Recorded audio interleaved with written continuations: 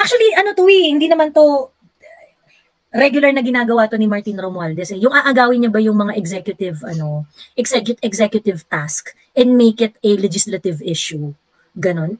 Ginawa niya na to dun sa, di ba yun, nagpapalengke siya, nagmo-monitor siya ng presyo ng mga kinembot doon, ganon. Tapos, ang blanket excuse nila is that they're doing it in aid of legislation. Ganon.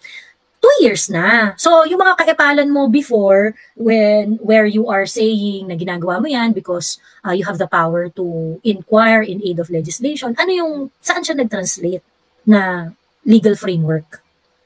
Diba? Wala rin naman. Epal lang talaga. And yung mga paulit-ulit pong ganito, sa totoo lang, yung paulit-ulit na ganitong kaepalan, ito yung nagpapagalit dun sa puso't damdamin ng mga tao. Hindi lang kay Martin Romualdez, pati dun sa pinsan niyang napaka-weak. Kasi yung mga ganitong action is writing weak all over the wall para dun sa pinsan niya. Na yung pinsan naman niya, ganto na ng ganto tong si BBM naman, ganto na ng ganto yung pinsan niya, caring-carry lang sa kanya. Bakit? Bakit acceptable?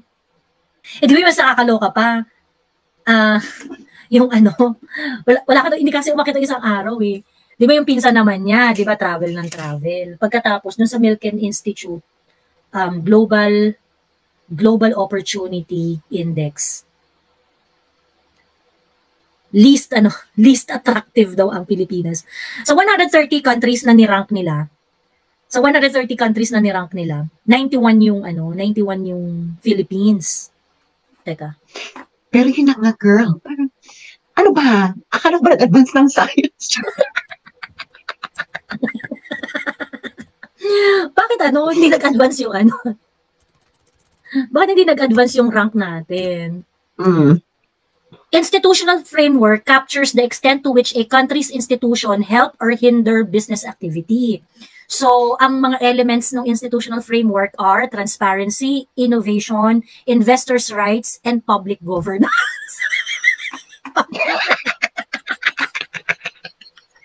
Bang-bang na! 101, bagsak! Bagsak yung public governance mo. Pagkatapos mo umikot-ikot, pagkatapos mo sabihin, bigyan natin ng China, hindi ka pa rin tumas. Tangina! Ito yung business perception. Teka na, balikan ko yung business perception. Yun ang paraan para maintindihan kung ano yung Pandora's box na inopen ni Mother Dragon. Ang daming monster ang maglalabasan, Oo, na parang, actually nga, balik na tayo sa realidad. Tigilan na natin yung mga barangay natin kasi may mga, doon na tayo sa bansa. Anyway. Doon na sa totoong buhay, ayan. Okay, ano lang po namin, yung chismisan lang po namin sa barangay namin yan, no? So, balik na po tayo sa, hindi na po inter-barangay, kundi country. Diyos ko, nakakaloka yung nangyayari na parang, meron ako na balita, totoo ba to na si House Speaker gusto niyang paimbestigahan yung traffic. Traffic ng Sa meron ganon? Ewan po, i-search mo nga, kasi may dumaan sa wall ko, parang, sabi ko, totoo ba to? Is this satire? House Speaker. Bottleneck ng NLEX. Traffic. Bottleneck, NLEX.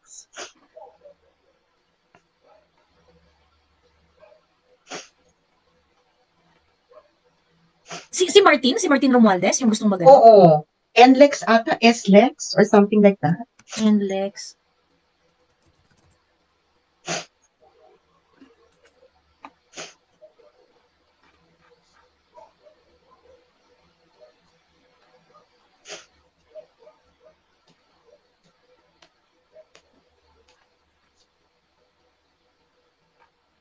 Recently lang to? Parang wala naman. Itong guys sa mahal na araw or something like that. Okay. NLEX ata SLEX. Bottleneck yung nakita ko word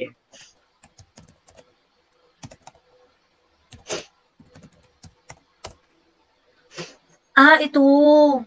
House probe targets easing of heavy traffic on NLEX. Bakit ang yan? Pakita mo, girl. Ito, ayan. Lakihan mo.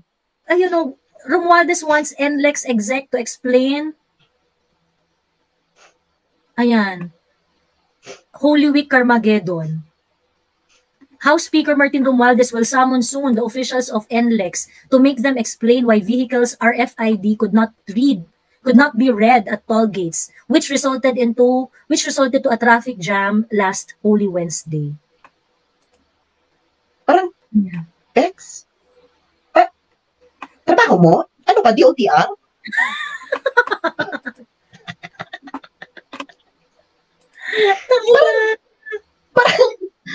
parang, may namatay na ibon sa kanto. Papatawag tayo ng house probe. Parang, kahit ano na maisip nila.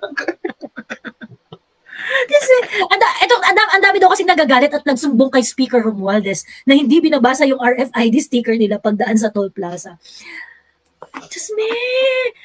Guys, hindi mo trabaho yan. That's DOTR. Anong in aid of legislation ang gagawin mo dyan? Kailangan natin magpasa ng batas para makumpuni ang RFID. Tangina, ano ba to? Kaya hindi umaangat sa survey to si Martin Romualdez. Just me. Ano para silbi ng RFID kung hihingin din naman daw yung card nila sa toll booth? Well, actually, marami talagang problema yung RFID. Kasi ako, ang problema ko dyan sa RFID, kinakain yung load ko eh. As in, kinakain yung load ko ng bonggang-bongga. Well, ang ano niyan, di ba DOTR ang may hawak niyan? DOTR, oo. Well, merong yung toll regulatory, meron yung nagre-regulate, although na yata yun, na dismantle na yata yun. Toll Regulatory Board. Pero DOTR, that's under DOTR. Yeah, oo. Ito active pa, Ayan, April 3, meron pa. So, hindi ba dapat sakop na to ng Toll Regulatory Board? Which is, yes, under siya ng DOTR. DOTR, yun, dapat, yung DOTR, bakit ikaw? Anong gagawin mo? Anong kukunin? So, ibig sabihin, hindi gumagalaw yung mga ahensya ng gobyerno. Hindi sila hindi mo ginagawa yung trabaho at tinotolerate mo sila kasi ikaw na lang mag-imbestiga dyan. Bakla, trabaho yan ng pinsan mo. Yung pinsan mo magsabi sa DOTR, yung mga bakla.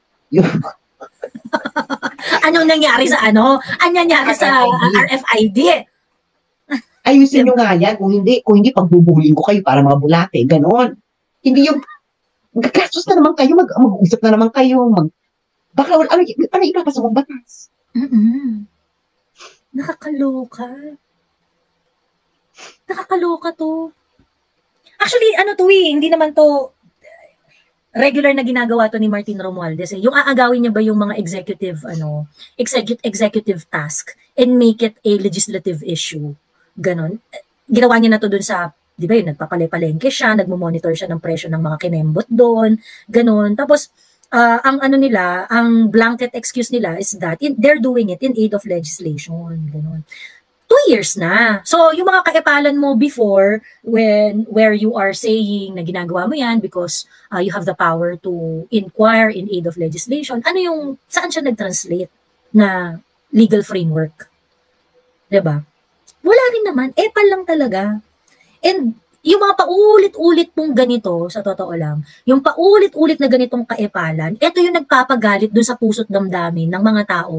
Hindi lang kay Martin Romualdez, pati dun sa pinsan niyang napaka-weak. Kasi yung mga ganitong action is writing weak all over the wall para dun sa pinsan niya. Na yung pinsan naman niya, ganto na ng ganto tong si BBM naman, ganto na ng ganto yung pinsan niya, caring-carry lang sa kanya. Bakit? Bakit acceptable? Ayun. Nakakaloka lang. Diba? Di ba mas nakakaloka pa? Hindi kasi umakita isang araw eh. Di ba yung pinsan naman niya, di ba travel ng travel. Pagkatapos, nun sa Milken Institute, Global Opportunity Index, least attractive daw ang Pilipinas. Sa 130 countries na ni-rank nila, 91 yung Philippines. Anong ranking natin before? I'm not so sure kung ano. Tingnan nga natin. Maging fair naman tayo sa BBM administration. Baka umakyat na. Milken Institute.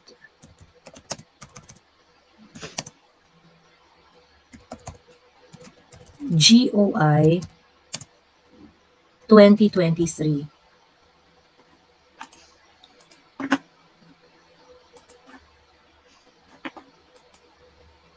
Okay. Noong 2023,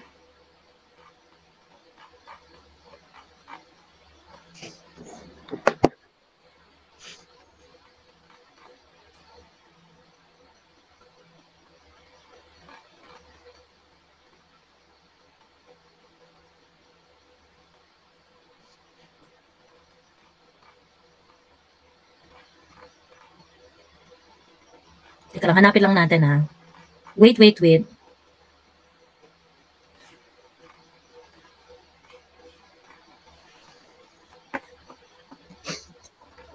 Pasensya na, wait lang.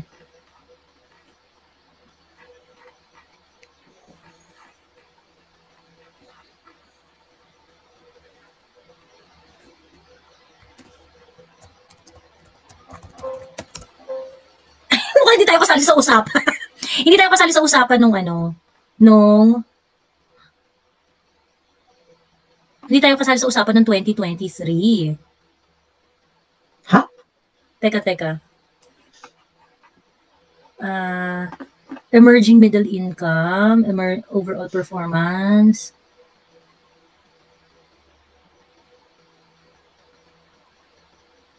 Conclusion. Ay, ito. Asan yung ranking nung Wala, pag sinerch ko yung Philippines, hindi minimension. G20 lang yung pinag-usapan nila ng 2023. Sa 2024 lang talaga tayo nag-appear. Oo, 2024 lang tayo nag-appear. Oh my God! Meron pa bagong John Wick. Ha? Ano? May John Wick 5. Putang ina, may may? John Wick. Namatay ba si John Wick? Baka namatay siya. Namatay siya. Just 3? Di ba John Wick 3? Di ba nilibing nga siya? Di ba yun yung huling-huling episode ng John Wick? Na yung pinakadulo, yung merong burial. Kaya mas, di ba sabi, putang ina, kumukuhay pa rin si John Wick ka. Tapos ngayon, may John Wick 5.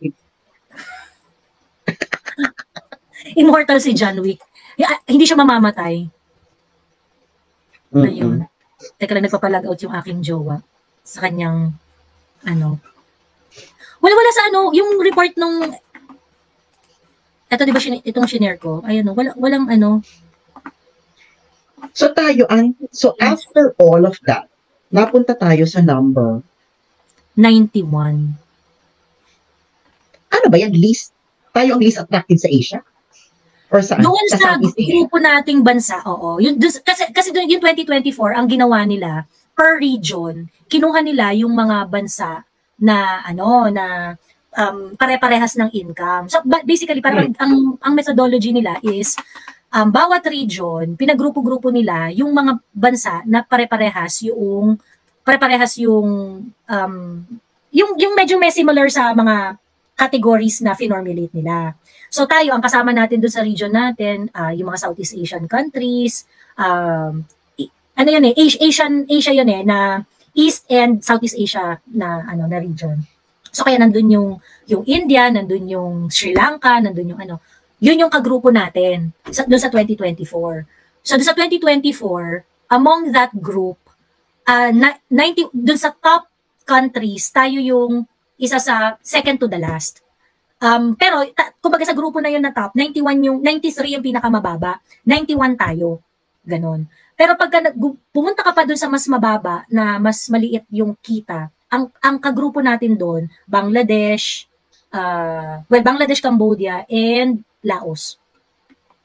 At sa tatlong yon? Sa tatlong yon, tayo yung pinakamataas. Tayo yung doon, tayo yung star doon sa grupo ng mga olats. Sa grupo ng mga olats, tayo yung star doon. Pero doon sa grupo ng yung sumama dun sa top 10 ng region. Top 10 o top 15 ng region. Sabi ni Ren, number 83 daw tayo ng 2021. Baka may 2021, girl. So may 2021. Okay. Ito kasi 2023 ang inano lang nila, performance lang ng performance lang ng Focus on Emerging Middle Income G20. Teka, baka tingnan mo 2021. Baka naman kasi hindi siya annually. Oo, baka hindi nga siya annual. Business perception. Okay, tingnan natin. 2021 GOI.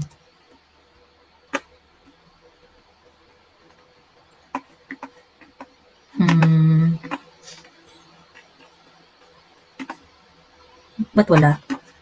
Tingnan natin. I-type mo na lang GOI, baka may iba't ibang year ka. Wala ba diyang Wala ba diyang nakalagay reports? Or index? Ayan. Ito. 2024 and 2020 Global Opportunity Index. Ito Southeast Asia 22. Ito na lang 2022. Huwag kayong demanding, yan lang ang available.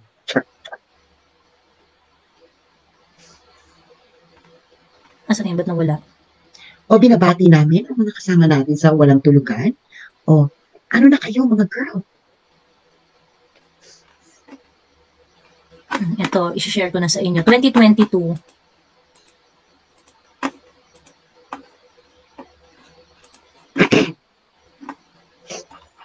Ito, Global Opportunity Index 2022.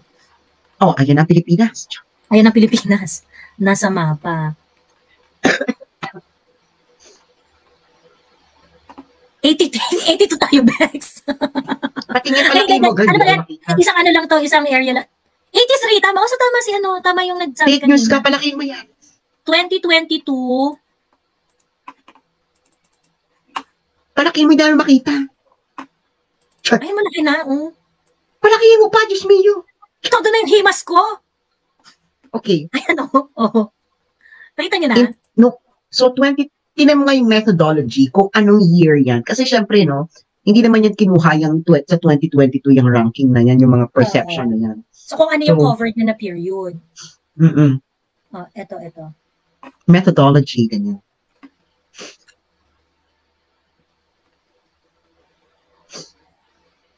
Kailan nila kinuha yung mga data or something. Teka, at tinuturuan ko kayo yung mga magtitisis dyan, umayos kayo. May methodology, kailan nang kinuha para makita natin kung it really reflects the Duterte administration chorbalets.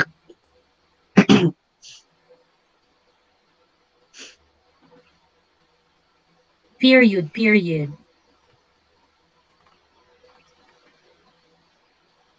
Wala bang, tinan mo, girl, sa table of contents. Ganito lang kasi yung table of contents niya. Ano nakalagay? Ay, ito sa emerging. Ito, baka itong emerging Southeast Asian, Walang chapter on methodology? Wala. Emerging Southeast Asian Performance in 2022.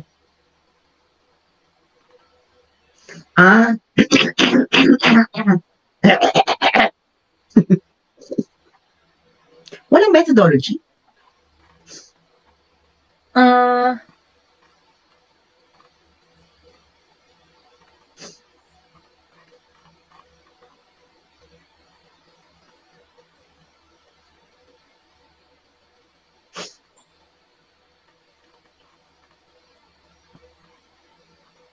Yung ano yung pinagbasihan nilang data? Anong year? Ito, anyway. Small fraction of the international. I-control F mo. Methodology. Which else? They did not even use the word. Hechos. Sige. Tingnan natin yung ranking, tapos i-compare natin yung bago. Kasi this is definitely during Duterte's time kinuha. Kung 2022 po. Ito yung mga data nila, 2011 to 2020. Patingin? Ayan. Palakihin mo, girl. Ito. Palakihin mo pa. Ayan na, todo na ang himas ko, Bex. Go! Malaki na. Ito. Ay, hindi. Pang ano lang naman yan, girl. GDP lang naman yan. Hindi, yun yung mga data na, the increase between 2011, the inflows to emerging Southeast Asian countries accounted for just 9%. Pero isa to dun sa mga basis nila na. FDI lang yan. So panahon niya ni PRRD ang 83. So, tingnan mo nga, yan na ba ang pinaka-previews, 2022? 2022, for Southeast Asia, yes. So, number 83 tayo. Nung panahon ni Digong, na hindi naman umaalis-alis pupunta sa Western countries. Oo. Tapos nung panahon ni Marcos, na 22 times. Baka kulang na lang magsayaw sila ng ng Macarena sa bawat nila, no? Kaya pa tayong bumaba to 90 91. Bakla ilang places yun. Oo. Ito nakakaloka. Itong 2022, ang weakest link dito sa Milken is Vietnam and Philippines. Vietnam and Philippines ang weakest. Binention tayo dito sa nung 2022 ang sabi, ayun, may mga ayan, okay. Ito, lakihan mo, girl, hindi lang makita. Huwag mo salohin. Hindi ba makita ito? Ayan. Number 82. Number 82 tayo. 83, sorry. 83. So, ang barkada natin is Laos and Cambodia. Tapos, girl, si Vietnam yung kasunod natin. Yung pinakabago, i-open mo rin, tapos i-compare natin kung saan tayo bumagsak. Sige. So, putang ina. So, tayo bumagsak, 83 to 91. Baka that's 10 places down. Yeah, I know. Teka.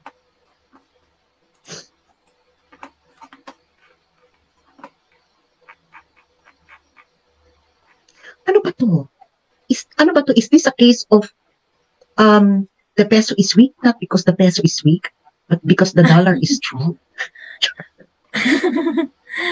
Ang tawag dito, may mga sila, may mga criteria sila. May mga categories. I-compare natin yung mga criteria kung saan tayo bumagsak sa business perception ba, sa economic fundamentals. I don't think sa economic fundamentals kasi sinet na yun ni Gloria. Mataas tayo doon sa economic fundament. Since yung economic fundamentals natin, since Gloria pa yan. Oo. Ayan. So, punta tayo. Teka, i-ready ko lang yung page. I-ready ko yung page kung saan nandun ang Pilipinas. Para ma-compare natin ang magkakatulad at magkakapareho. Okay? Makinig kayo yung mga gumagawa ng thesis. Ganito ang comparative. Ayan. Libreng thesis advice, care of Professor Sas Rogando Saso. It is called comparative document analysis method. Ayan. Ito yung 2020. In your analytical method, comparative document analysis. Ayan. Canada. So, ito ang 2024. So, sa 2024... Bakit ang daming data ni Joffrey? Sabi ni Joffrey, may 2020, 84, 2021, 82, 2022, 83. Ano ba yan? Ang dami. Anyway, so i-compare natin yung mga metrics. Ito yung 2024. Okay, let's compare first. Business perception. Ano tayo sa 2024? 86. Okay, in 2022? In 2022, it's 82. Bakla, bumaba ng 4 places. Okay. Next. Ayun. Next is economic fundamentals. Ayan, yan yung strongest natin 78. Yan yung strongest natin. Tapos tayo, above average. 2022. 2022, economic fundamentals, 77. Bakla isang point ng tinaas. Isang point. Anyway. Hindi, bumaba tayo ng isang point. Kasi 77 tayo 77 tayo ng 22. So, bumaba siya, naging 78. So, bumaba rin. Putang ina, economic fundamentals na nga lang. Okay, next. Financial services, 94. Ayan, 94. 2022. Ayan, tumaas tayo. 95 tayo nun At least 95 tayo ng 2022. Tumaas tayo ng isang point. Naging 94 tayo. Ayan. Institutional framework, 101. 101 tayo ng 2024. Nung 2022, institutional framework natin, 67. Ito yung malala. Ang laking binagsak natin dito. Oo. International Standards and Policy. Bakla, tingnan mo nga kung ano yung institutional framework. Anong ibig sabihin yan? Institutional standards Hindi, tingnan mo dyan. Siyempre nandyan yan. Institutional standards and policy measures how integrated a country is within the international community and the likelihood they will conform to the international standards. It includes economic openness, tax and regulation, patent and trademark. Bakla, umalis si Duterte. Kasi bakit ang taas natin, no? 67 tayo, yun yung best natin na best natin nung 2022, yun yung best ranking natin nung 2022. So, ang question is, why in 2024, bumagsak tayo ng 101? Alam ko na, maybe this is the case is the peso is weak, not because the peso is weak, but because, other currency is strong. Oo. Baka maraming gumaling, tapos tayo na iwanan. It doesn't, bakla, 67 tayo. Yung gumaling sa ating girl. Sobrang dami. Sobrang dami. Napag-iwanan talaga tayo. Kasi for example, noong 2022, classmate natin yung Vietnam eh. Noong 2024, ang taas na nung Vietnam sa atin, 65 na sila. So,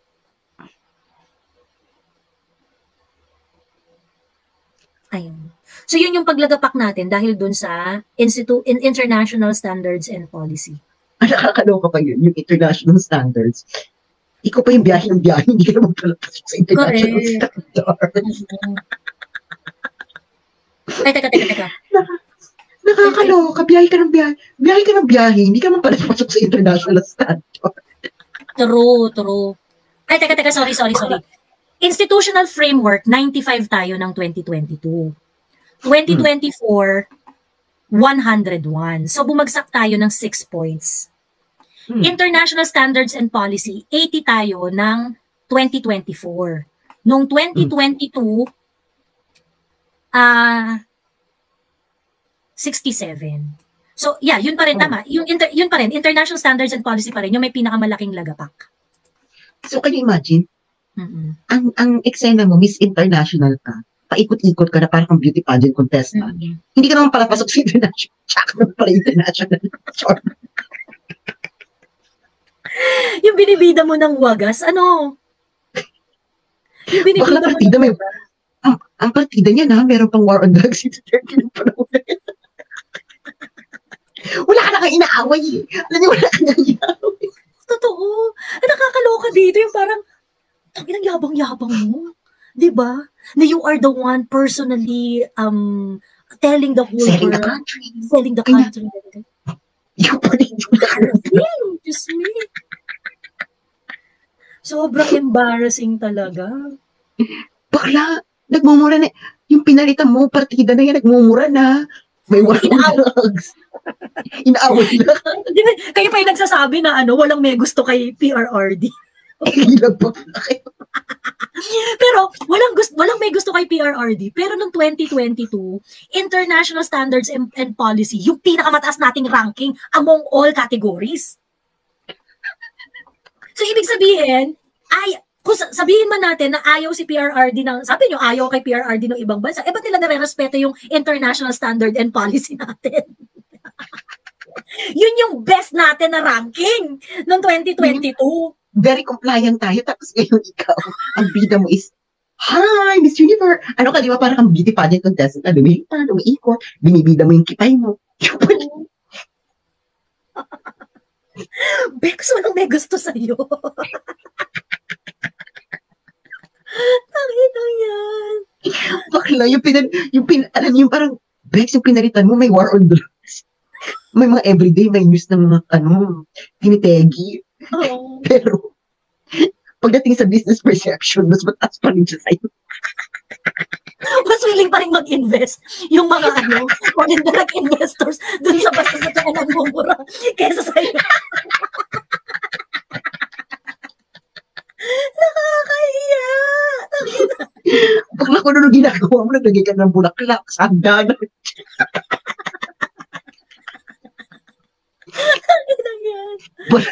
Una na lang tayo kumain ka ng apoy. Kumain ka ng apoy. Kumain ka ng bubog. Tumuloy ka sa alambre. Tapos yung ang dami-dami pong bida na, uy, nagpunta ako doon sa state visit pero meron ako mga sideline deals, di ba? Yung mga ganun pumunta ako ng F1. May mga sideline deals ako doon. The billionaires are happy.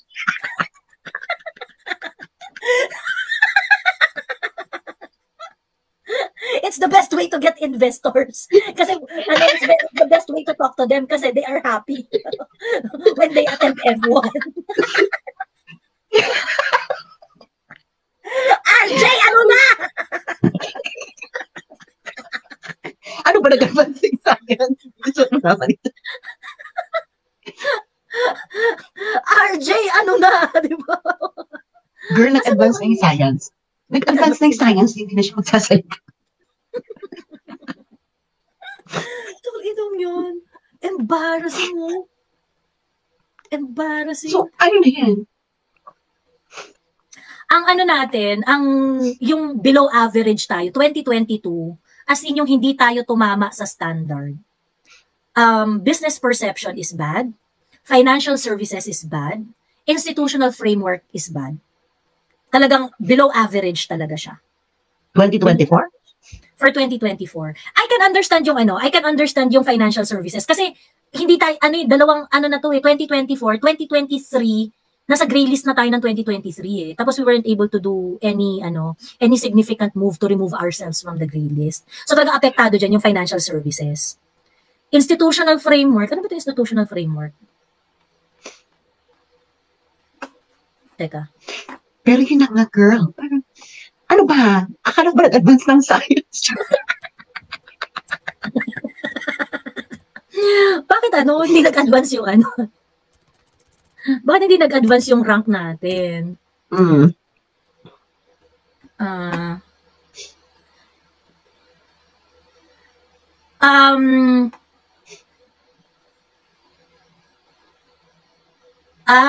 Institutional framework. Ang mini-measure nila dito yung transparency ng region, nung bansa. So, less transparent ngayon? Well, ganun yung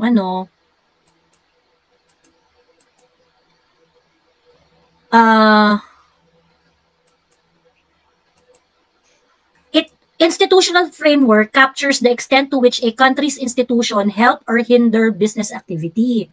So, ang mga elements ng institutional framework are transparency, innovation, investors' rights, and public governance.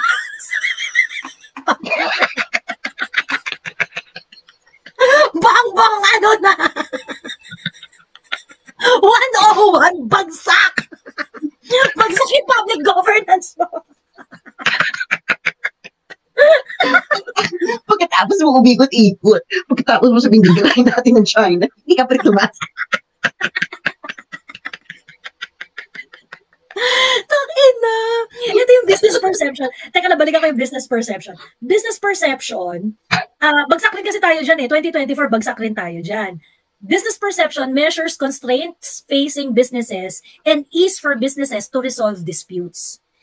Factors are recovery and resolution process and business constraint. Ayan. So, ayun. Yan siya. Tapos, so, kasi itong 2024, I'm pretty sure this was the situation in 2023, no? Oo. Yung 2024 report. Yung 2022 report, that was the situation in 2021. Ganun yun. 2016 to 2021. Hanapin mo yung 2018.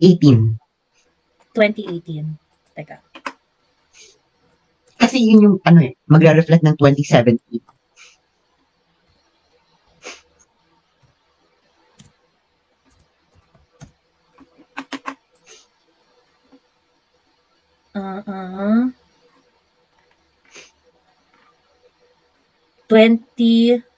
Ayan, global growing focus on Asia. Ayan, okay.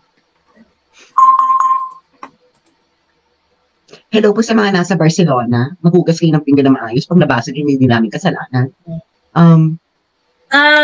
Noong 2018 report to ha, 82 tayo. 82 yung rank natin. Bakla, that reflects 2017. So for the first full year ni Duterte, ang ranking natin ay 82. 82. Bakla, anong niyan? Institutional M&M. Ay, hindi nila nilagay yung grade. Color pala. Color code, ano pa lang nun? Color... Teka, baka sa ibang page.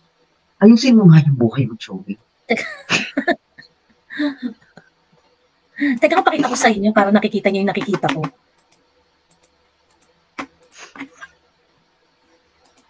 Ito.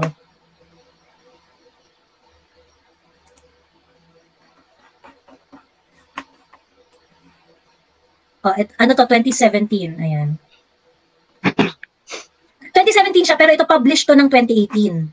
Published to ng 2018. Okay, kaya nga, yung kung ano yung previous year yung situation na report. Situation siya ng 2017. So, ang sabi, bumaba tayo ng ranking. Ayan, bumaba siya. 82. From what? From, I don't know. Hindi sinabi dito. O, di tingnan mo yung 2017 report. Tingnan natin yung 2017. Walang grade eh. Hindi isa-isa. Ano yung 2017? 2017.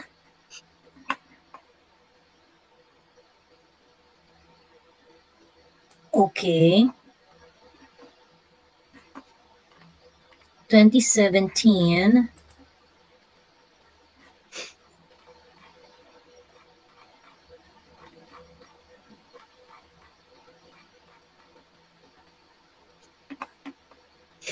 Mataas, 76 oh. 76 tapos, yes. Naging 80. 82. 77, 78, 79, 80, 82. Nabumba ng 5 points. Bumaba ng 5 points. Ayun. Bumaba siya ng 5 points. And, pero ilang bansa yun nandiyan? Asia lang yan. Asia lang to. Hindi, yung report is naka-focus sa Asia, pero may 130 countries yung nirank nila. Pero meron silang mga specific reports, let's say for G20, for Asian countries, yung mga ganon.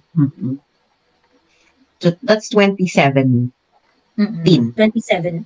2016. 2016 yung year na ano niya. Released it. 2015. 2015. Meron bang 2015?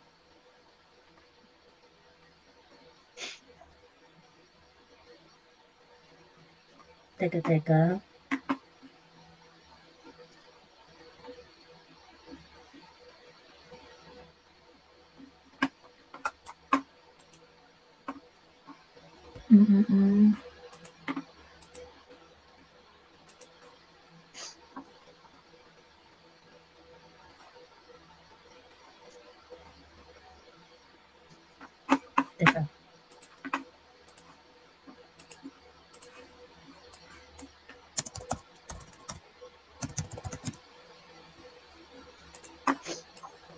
(2015)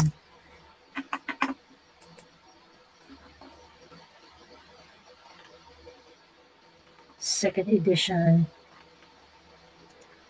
rankings for 2015. Ng 2015 hindi pa nila pinaghihiwalay. Teka, page.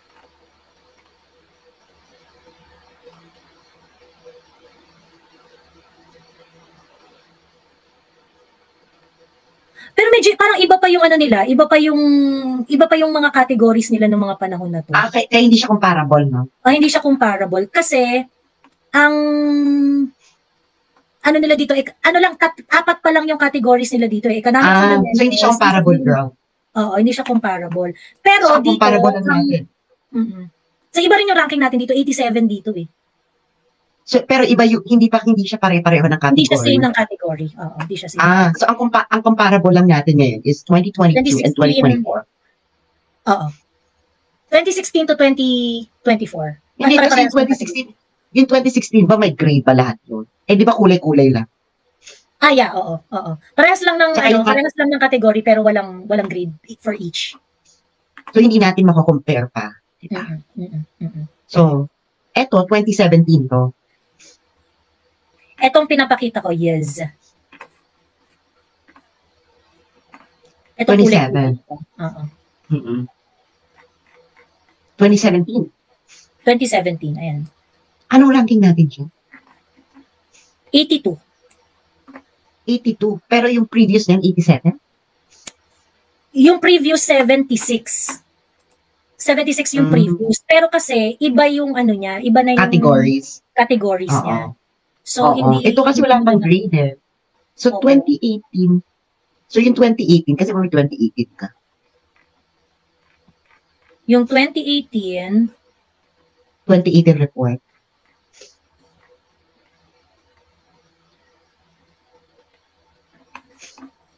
Kasi ba yung 2018? 2015...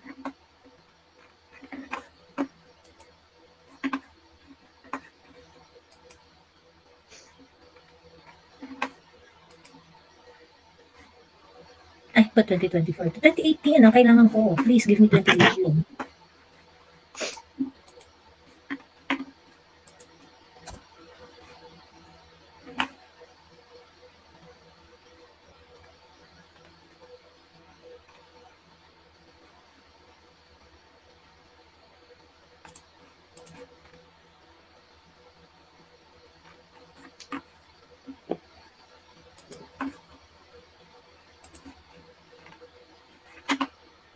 Teka lang ha. Kasi in 2018, meron sila G20. Usually meron separate report for Southeast Asia pero wala dito sa list nila. So, countries... Ano? So, walang 2018 report? Di ba pinakita mo sa akin? 2018. And capital flow reversal. Teka. Ito kasi 2017 ito. So, number 87. Kadyan.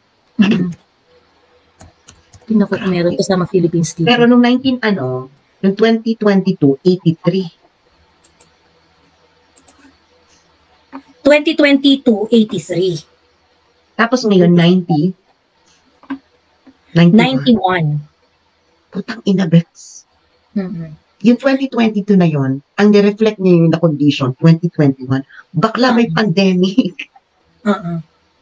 May pandemic na, pero ang ranking mo, 83. Bakla ngayon, umikot-ikot ka na sa lahat ng mundo. Nagpakabuka ka na. Oo, nag-champagne ka na, may party ka everyday, magalang ka. 91 ka.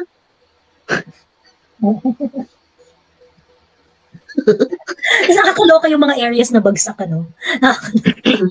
Public governance. Kaya ayaw mag-invest sa'yo ng mga foreign direct investors. Kasi public governance. Magawa ka ng post, tapos i-compare mo yung yung kaibigan sa yung mga ranking, yung iba't ibang categories. Ang ina, nakakaloka. Nakakahiya yan, girl. Bumiyahe ka na kung saan-saan. Paano na yan ang science? Hindi naman daw kasi maaasahan ng Milken Institute. Charot, sasabihin. Ganyan yung mga banat ng mga yan di ba? So hindi mo ma-debunk, so sasabihin mo na lang, wala naman kasing credibility ang Milken Institute. Hindi, ano ba yung Milken Institute? I-search mo nga yan kung baka naman kasi etos-etos ng bigong Milken Institute. Well, let's see it. Teka. Sambayan ka, Bez.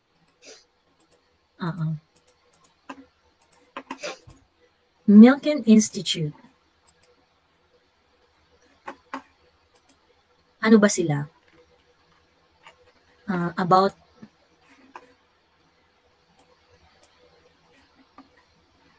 non-profit, non-partisan think tank, focus on accelerating measurable progress on the path to a meaningful life.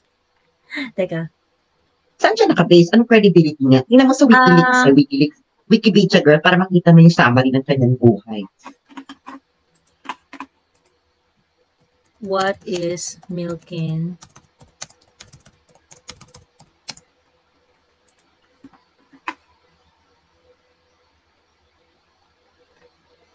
Ayan. Okay. So, sabi dito, independent, sabi, wiki to independent economic think tank based in Santa Monica, California, with offices in Washington, D.C., New York, Miami, London, Abu Dhabi, and Singapore. It publishes research and hosts conferences that apply market-based principles and financial innovation to social issues in the U.S. and internationally. Ayan. It presents itself as a non-partisan and non-ideological organization. The founder is Michael Milken.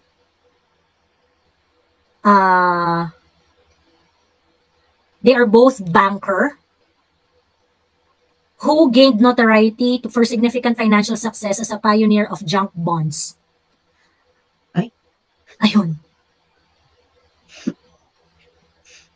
Ano yung junk bonds? Ayun. Ano ba to? Ito ba yung sa ano? Yung Wall Street? Na, yung Wolf of Wall Street? Na, yung subject matter ng movie na yun?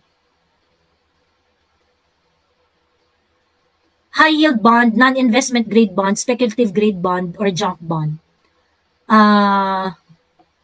Bonds that have higher risk of default. Yun daw yung junk bond.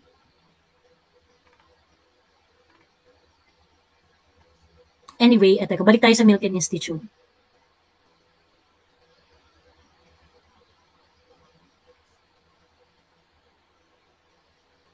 Yeah, ano bang ano niya? Ano bang eksena niya sa buhay?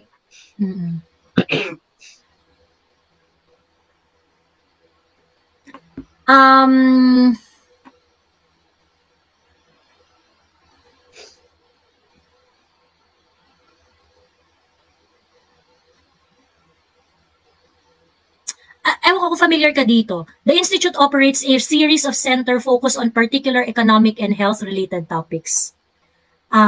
They have the Asia Center, Center for Advancing the American Dream, o talaga naman, Center for Regional Economics, Faster Cures, Center for Financial Markets, Center for the Future of Aging, Center for Public Health, Center for Strategic Philanthropy. Yung 2016 revenue niya is 47 million. With expenses of 42 million for the same year. Kasi kung nagkaka-finance kaya nito? Baka si Biden. Pero mukhang ano siya, American ineme. O di awayin nila mga Amerikano. Oo. Ayun. Di ba kung ano to ng the Americans? Ito, dusip-sip na nga siya pagkatapos. Ganito pa rin ganito pa rin ang tingin sa kanya, di ba?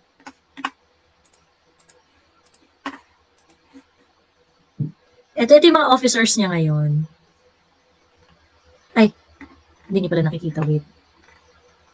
Kakahiya. Ewan ko kung kilala mo to, Laura Deal Lacey. Yung ano nila, yung hindi ko siya kilala, girl. Wala ko masyado kilala si finance dahil wala akong magandang desisyon sa buhay. Isa po akong OFW, walang ipon. Wala yun. So, so, ito yung mga expert nila. Dan Caron. Sino nga to si Dan Caron? Hindi ko siya kilala, girl. Tanong mo siya dun sa nag-advance na yung science. Doon sa nag-advance na science. Girl, tumabli ka. Ano siya? Ang tawag dito, ito yung political kinemerlo niya, itong si Dan Carroll, sa Milken page to mismo, siya ngayon yung parang senior director ng Milken Institute. Tapos nag-serve siya as member of US Department of Energy State and Energy Advisory Board. Tapos outside government,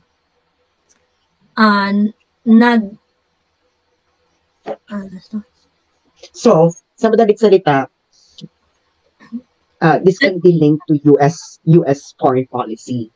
Yes, oo. Part siya ng US Presidential Management Fellow ng Clinton-Gore 1992, Obama-Biden 2008 campaigns. So ano talaga to? Meron pa tong link sa US government. So meron siyang US foreign policy MA. So, nagpakatuta ka na. Pakatuta ka na ng wagas. Tumuhod ka na ng bonggang-bongga. Pagkatapos. Binagsak. Oh, lats ka pa din. O, diba? Binigay mo na lahat-lahat ng dangal mo. Diba? Nagpakantot na araw-araw. With chickles pa rin. Gano'n ko kaya yun. Oo. Yung pinalitan mo, minura-mura yung Amerika, pero mas mataas pa rin siya. Mas mataas pa rin yung grade ng isa. Bakla. Alam mo, para tayong para talaga tayong Cory Aquino and FEM. Di ba yun yung reklamo ng America kay Cory noon? Yeah, democratic ka, pero hindi ka marunong patakbo ng gobyerno. Parang gano'n. Ganun dito kay PBM. Oo. Nakakaloka sa PBM. So, ano ang moral ng story ngayong araw na to, Joey? Siyempre, hindi lahat ng bagay na kukuha sa kipay. Hindi porket tuwad ka ng tuwad, makukuha mo ang gusto mo. At sabi nga ng aking friend, ang once a woman of wisdom said, use your kipay sparingly. Intelligently, sparingly. Use your kipay intelligently and sparingly. Ganon. Hindi ka dapat bigay ng kipay mo.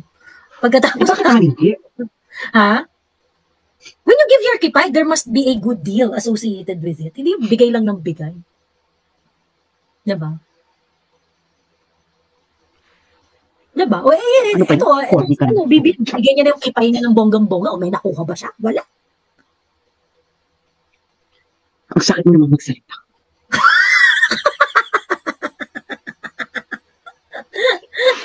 Bakit ka nasaktan doon? Kasi nasaktan ako para kay BBM for you.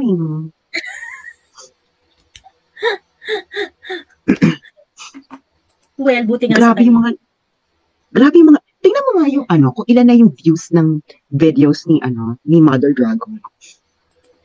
Sa YouTube? Sige, teka. Yung pinaka-recent?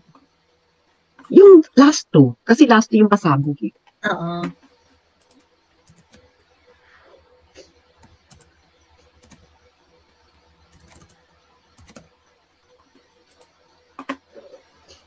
Ito si Boljak TV.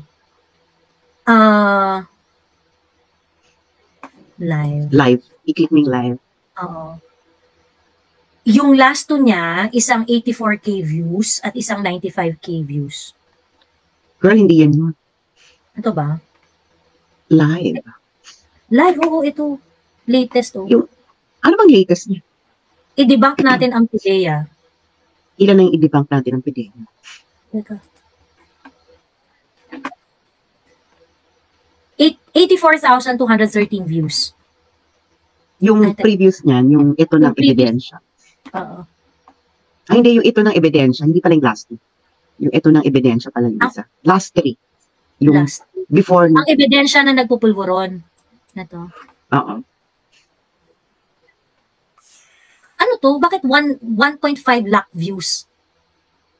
Ay, bakla!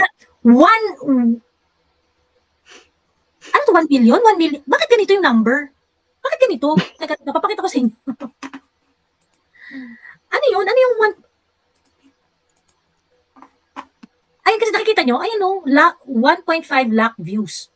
Tapos 1, 52, 870. Bakit ganun? Kulang na isang digit. Patingin. Teka, lakihan ko yung ano.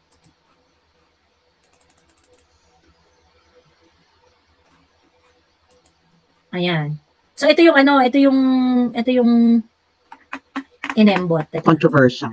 Manage everything. I-refresh mo. Ito. I-refresh mo, girl.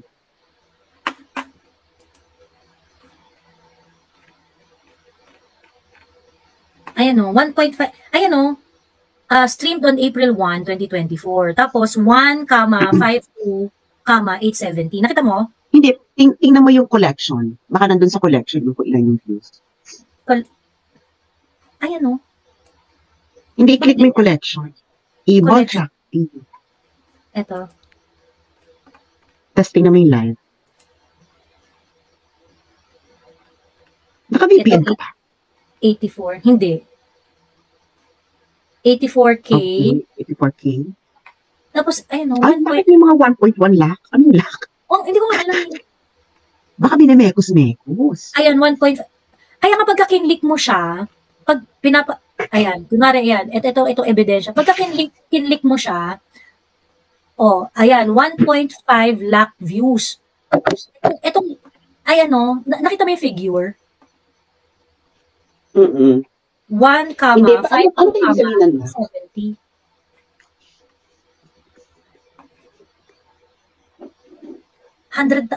Parang 100,000. Dito 245,000 subscribers siya eh. Baka 100,000 yun.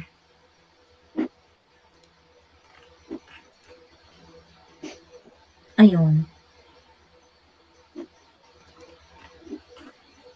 Bakla may CPP-NPA encounter sa Abra. Recently? Ngayon lang? Oo. Tapos nakakaloka kasi parang air power. Ayan, times 100K daw. 100K ang lakh. 152. So yung kanyang kanyang ebidensya ng pulburon is 152,000 views na. 153,000. So ibig sabihin, kasi pag naka 100,000 yung views mo, viral na yan. Bonggang viral na yan. So, kasi ganito, anong pinagkaiba ni Maharlika kay Percy Lapid? Si Percy Lapid nga, wala namang dokumento ito eh. Puro lang dito chika-chika bubuk.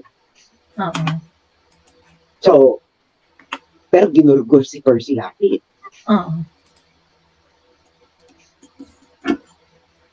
Pero yung kay Percy Lapid, hindi ko maintindihan yung nun. Yung panggugurgur sa kanya. Hindi masyadong klaro sa akin, sa totoo lang. Well, ginurgur siya kasi may mga tinitira siya. Pero pag pinanood mo sa kanya, anong pinagkaiba ni Maharlika kay Percy Lapid? Ganun din naman yung atake ni Percy Lapid, meron siyang source. Hindi rin naman siya nagpapakita ng ebidensya. So, bakit nila hindi nga sumasagot kay Percy Lapid yung mga tinitira niya eh? Ito kay Maharlika, sinasagot siya. Ibig sabihin, si Maharlika ang nakakapindot ng betlog. Ay nako, Maharlika, napindot mo ang mga betlog. The world of social media, the balls of the is on Mother Dragon's hands. Napipisa-pisa niya, 'di ba? Nalalamas-lamas niya. At nasasaktan. Tapos alam mo yung sakit, yung over silang mag-defend. Kaya alam mo na nasasaktan sila kasi yung pag-defend nila sobra-sobra sa kailangan. Gano'n. Hindi. Hindi na nila ngayon malaman kung paano nila. Kasi yung mga ganyan, pwede mo nang patawag ng congressional hearing. Pero, si Maharlika, a-attend lang siya ng Zoom. Kasi nasa US siya. Ano yan, paano mo pa-supina? Baka paano i-serve yung supina sa US? True.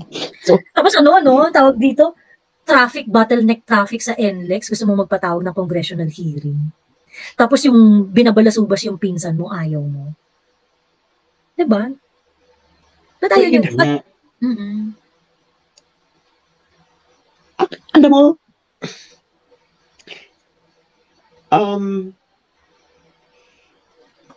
actually, parang mahirap kasing sagutin yung mga ni Maharlika eh. Alam mo yung kay Maharlika, it's dumb. Actually, yung pagkakaso kay Maharlika, it's dumb if you do, dumb if you don't. Alam mo kung bakit? So, they are now caught between the devil and the deep blue sea. Ang Kasi, pag kinasuhan nila si Maharlika, sisikat ni Maharlika ng buong Amerika. Correct. Pag kinasuhan ng gobyerno. Kasi bakla, kita mo yung ideya ha, ayaw talaga nilang pangalan si Maharlika. She who shall not be named. Diba? Diba na parang, bakla, alam naman namin kung bakit hindi yung pinapangalanan yung nag-expose. Kasi pag pinangalanan yung nag-expose, maku-curious yung mga tao, pupunta doon sa, hahanapin siya. Diba? Yun lang yun eh. Ibig sabihin, takot kayo. Kasi, alam mo, panahon ni Duterte administration na, di ba pinapangalanan yung mga dapat pangalanan? Oo. Ito talaga ayaw pangalanan si Maharlika Bex. Takot kayo? Nginig kayo? Nginig? Bakla pa parang namin malalamang fake news. Sino ba yung nagkakaroon ng fake news? Ang nag-ano lang yung mga, actually matalino rin sila eh. Siyempre yung mga BBM support, BBM vloggers, pinapangalanan nila si Maharlika, pero yung mga BBM supporters ang di naman yung nanonood sa inyo. So, parang, effect. So, pupuntahan nila si Maharlika, hindi na nila makakumbin si Maharlika yung mga talagang diehard BBM supporters. So, Pero yung PIDEA kasi, pag pinangalanan nila, yun yung marereport. Yun yung marereport ng media. So, yung media, malalagay yung pangalan ni Maharlika. So, mahanap si Maharlika. Hanapin siya ng mga tao. Kaya yun parang, may takot kayo. Hindi nyo mapangalanan yung nagpakalat ng fake news. Obvious na nanginginig sila sa takot. Obvious na obvious. So, ibig sabihin, tapos, ito pa nakakaloka. Bakla, pinost ng Daily Tribune na wala. Tapos pinull out. Pinull out. Bakla, Hindi ko alam na pinull out pala ng Daily Tribune. Guilty.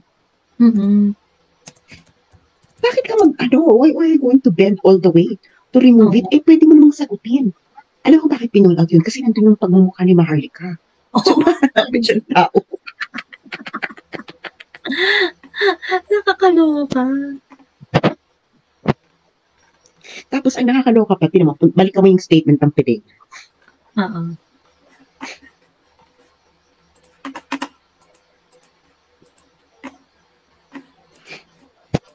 Ito.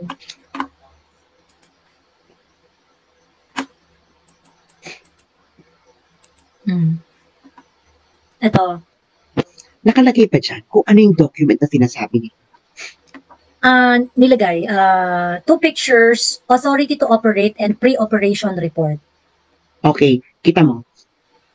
Nakalagay dyan, authority to operate and a pre-operation report. Ang problema dyan, hindi na nilagay kung ano yung subject matter. Pwede naman ilagay dyan, there is no authority to operate or pre-operate report to surveil then Senator Bongbong Marcos for alleged drug use. Walang nakalagay na ganun. Ayaw nilang i-address yung topic. Yes, tapos blanket denial kasi ang nangyari. Kayo ngayon, ang nangyayari ngayon, yung mga tao, pag binasa to, halimbawa hindi Bongbong supporters, so pag binasa nila to, ano to? What have you done? Hindi. Tungkol sa pre-operation report. So, alam yung, may tinago mo yung subject matter. So, this is, half denial. Totoo. Diyos me. Nakakaloka. Ano ang tawag dito yung, hindi nga nila, sobrang haphazard nitong PR nila. Yung halatang-halatang aligaga sila na mag-deny. Oo. So, operational documents on what? Pwede naman, anong klaseng operational documents? Diba? So, ngayon, sobrang takot nila ni hindi nila in-acknowledge kung ano yung content, no?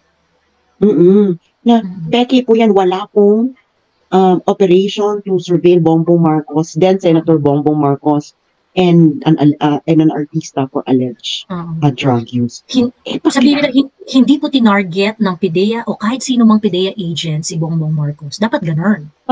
Halimbawa ikaw, hindi mo na ma-follow yung story. Kasi this is only yung mga BBM vloggers. Gagamitin nila to. Pero yung audience kasi ng mga BBM vloggers are also BBM supporters. So parang, deadma. Pero ito, pag ikaw, halimbawa Joey, hindi mo alam yung issue, nabasa mo to, ano gagawin mo? Hindi makakatulong. Hindi makakatulong. Tingnan mo, ilan lang nag-like dun sa Daily Tribune dyan? Ilan yung likes? 243. Ilan ang share? 20. Bakla, kung ako magbabasa niyan, unahin kong basahin niya. Like, I will just brush it off. Tapos pag napanood ko yung ni Maharlika, maalala ko ba yung sinabi ng PIDEA? Hindi, kasi walang topic. Oo. Correct. At sa Presidential Communications Office, ayan, 724, tinawanan pa siya ng sangkaterba. Ilan yung tumawa? Ano, 429 yung tumawa. Siyempre si Benhur Abalos, nilike niya.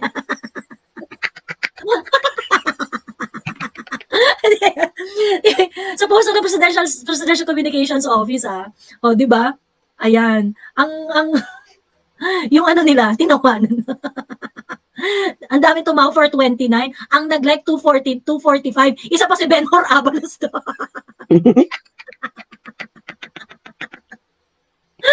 Ayun. Sino kayo ano mga comments? Likers? Ano mga comments? Comments? Ito. PDEA is under the Office of the President. Pa-drug test na yung addict na yan sa Malacanang.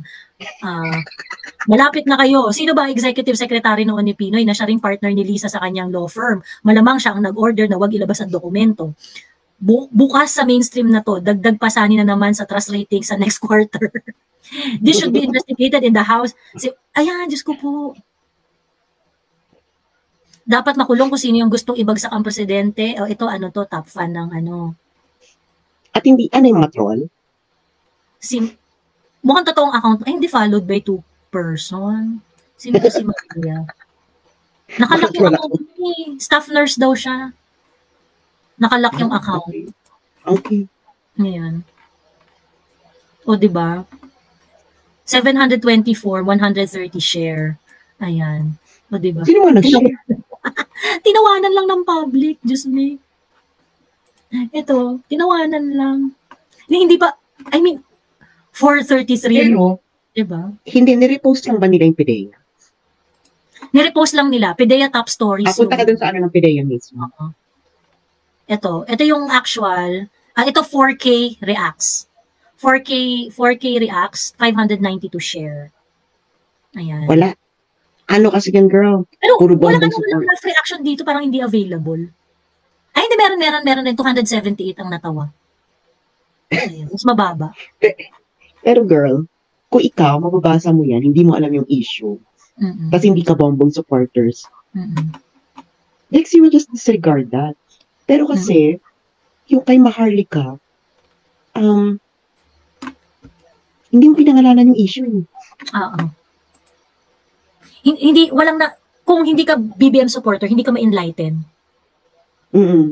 Actually, pag binasa mo to, sabi ko nga sa'yo, diba, damn if you do, damn if you don't.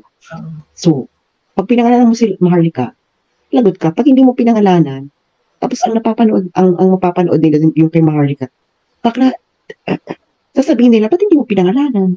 Ano yung topic?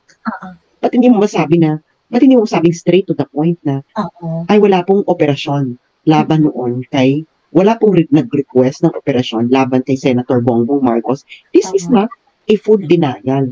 This is just to say na wala po sa record namin.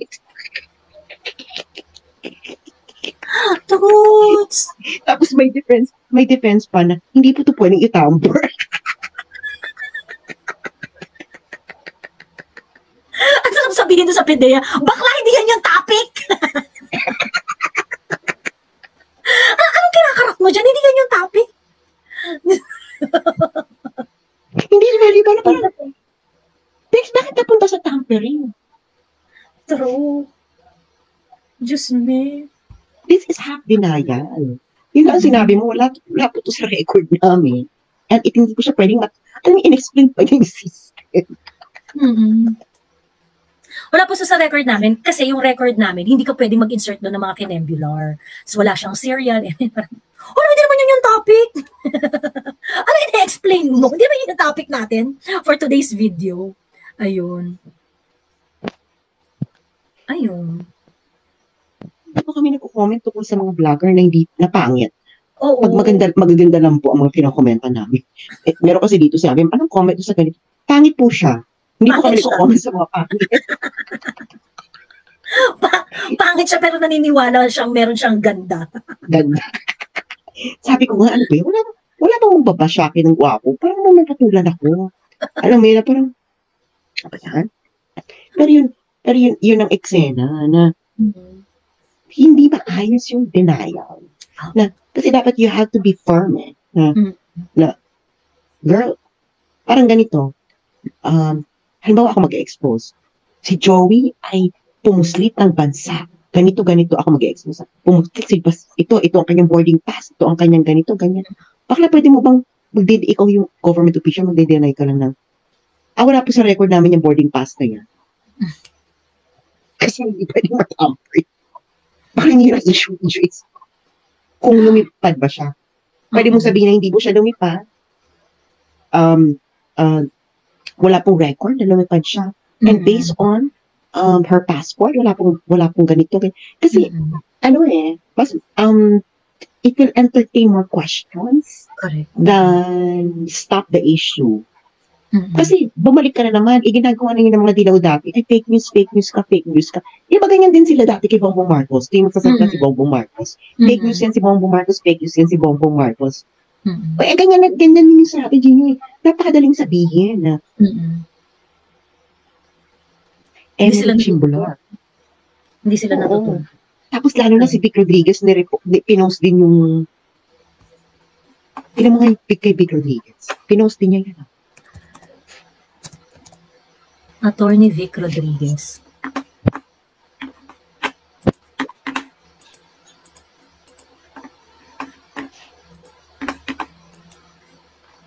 Ay!